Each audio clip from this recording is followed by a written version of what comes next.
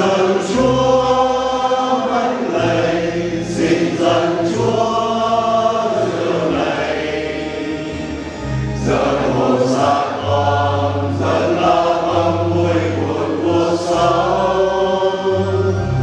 Và xin Chúa thái nhận được ban xuống phúc lành cho đời sống con đến lễ dâng tình yêu Chúa luôn.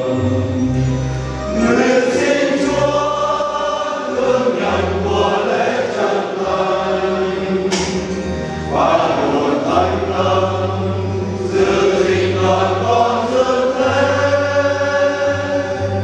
Nguyện xin Chúa chúc lành cho hết mọi người, kể thì chúng con để lễ dâng Thiên Chúa tình yêu.